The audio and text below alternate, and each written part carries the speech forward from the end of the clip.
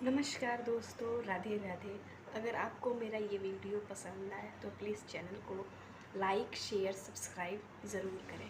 Kitchen से तुरंत हटा दें ये चीजें, नहीं तो हो जाओगे कंगाल। माता अन्नपूर्णा हो जाएंगी नाराज। एक, किचन में दवाइयां न रखें। आमतौर पर हम किचन के अंदर दवाइयां रखकर भूल जाते हैं और जरूरत पड़ने पर इन्हीं दवाइयों का इस्तेमाल करते हैं। लेकिन वास्तु के हिसाब से किचन में कभी भी दवाइयां नहीं रखनी चाहिए। ऐसा माना जाता है कि किचन में दवाइयां रखने से व्यर्थ की बीमारियां आती हैं और घर के मुखिया का पूरा धन बीमारियों के इलाज में ही व्यय होता है। यही नहीं, ऐसा करना मन की अशांति का कारण भी बनता है, जिससे घर में कलह कलेश होते हैं। दो, किचन में दर्पण न रखें। आमतौर पर गृहणियां घर में किसी भी जगह पर दर्पण यानी कि शीशा लगा देती हैं।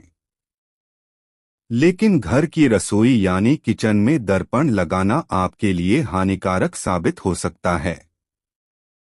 जी हाँ, वास्तुशास्त्र के अनुसार किचन में चूल्हा अग्नि देव को चिह्नित करता है और दर्पण में जब अग्नि का प्रतिबिंब नजर आता है तब यह घर के विनाश का कारण भी बन सकता है। ऐसे घर में हमेशा कलह होती है और घर की आर्थिक स्थिति बिगड़ जाती है। पंडित प्रशांत मिश्रा जी बताते हैं कि स्त्रियों को कभी भी किचन में बैठकर दर्पण देखते हुए श्रृंगार भी नहीं करना चाहिए। ऐसा करना दुर्भाग्य को न्योता देना है। तीन, फ्रिज में गुंथा हुआ आटा। कहा जाता है कि किचन में इस्तेमाल होने वाले फ्रिज का भी एक अलग ही वास्तु होता है और इसी के अनुसार किचन में फ्रिज रखा जाना चाहिए, जिससे घर में शांति बनी रहे। घर की सुख समृद्धि कायम रखने के लिए फ्रिज में ज्यादा बासी खाना न रखें। इससे शनि राहु दोष लगता है और आर्थिक हानि के साथ बीमारियां आती हैं। खासतौर पर किचन में कभी भी गुंथा हुआ आटा रात में न छोड़ें।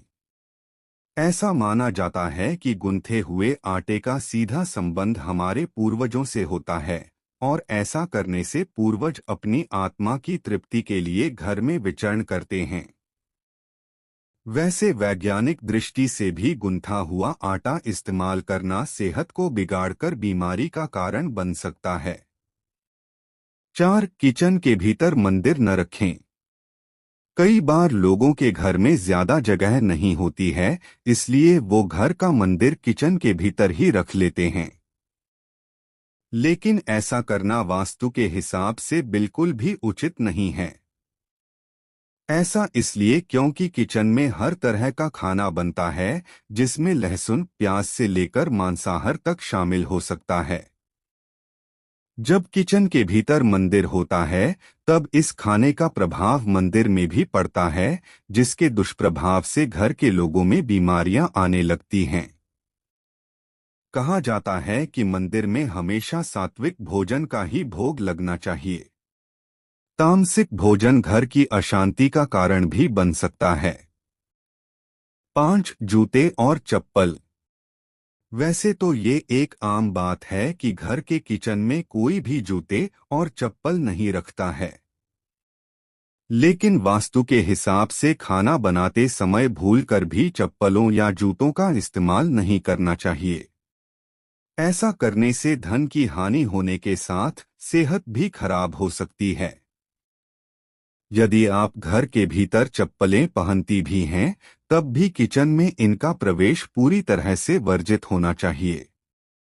ऐसा करना घर के मुखिया के लिए अच्छा नहीं होता है और घर की आर्थिक स्थिति खराब होती है।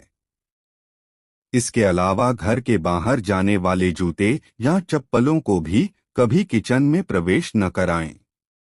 6, टूटे या चिटके हुए बर्तन। आमतौर पर महिलाओं की आदत होती है कि टूटी चीजों को भी इस्तेमाल में ले आती हैं।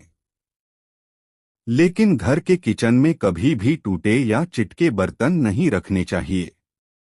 ऐसा करने से घर के मुखिया का कर्ज बढ़ने लगता है और आर्थिक हानि भी होती है। यदि किसी वजह से आप टूटे बर्तनों को घर से न हटा पाएं तब भी किचन से दूर कहीं रख दें और समय मिलने पर इन्हें घर से बाहर कर दें।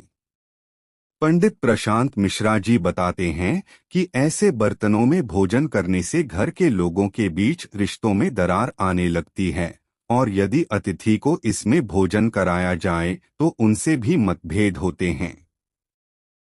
ऐसा करने से घर की शांति पूरी तरह नष्ट हो जाती है। वास्तुशास्त्र की इन बातों को ध्यान में रखकर और किचन की इन उपर्युक्त चीजों को दूर करके घर में सुख शांति कायम रखी जा सकती है और माता लक्ष्मी की कृपा दृष्टि भी पाई जा सकती है। अगर आपको यह वीडियो अच्छा लगा हो तो इसे शेयर जरूर करें।